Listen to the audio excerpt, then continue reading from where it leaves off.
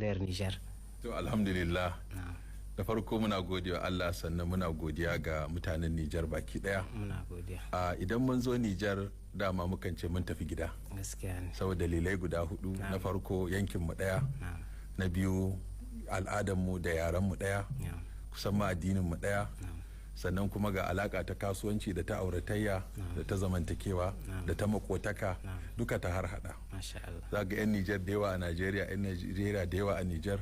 Wani ya zo Nijar ya yi aure, wani ya je Najeriya ya yi aure, in an haifa dan sai ce ni dan Najeriya ne, dan Nijar ne.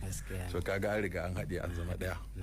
Sannan dalili na biyu akwai Alhaji Yusuf, wani dan kasuwa da ya gina masallaci da makaranta. Kuma ya gayyace mu domin a zo a buɗe wannan masallaci, a buɗe wannan makaranta, wanda ƙarin ci gaba ne wajen ƙara bunƙasa addini da zaman lafiya a cikin wannan ƙasa. A yaushe za a buɗe masallaci? Tamu ta Nijar. To wannan gobe ne insha Allah, Juma'a za a gabatar da sallar Juma'a, sannan kuma za a yi wa'azi akan muhimmancin zaman lafiya da kuma haɗin kai tsakanin jama'a. Yau shi ne malam dama na so na ce, bayan shi jagorantar buɗe masallaci kamar akwai tsarabobi da kuka zo ma mazauna birnin Yamai, dama an san ku shahararre ne da wuya a ce babu tsaraba. Akwai tsaraba da yawa gaskiya. Daga cikin tsaraba akwai daura da za a yi wa ɗaliban ilimi akan wasu littafai guda biyu. Akwai manzumatu zamzamiya wanda akan ilimin tafsiri ne, wanda shi Dr. Muhammad Nazif Ino zai gabatar.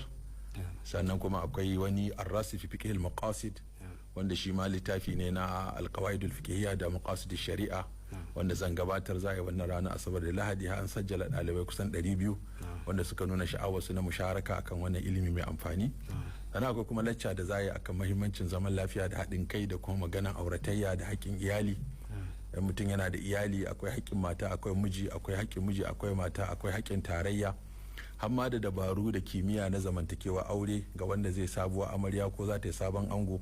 Kafin su yi auren na ya kamata su dinga yin kwasa-kwasai na sati 3.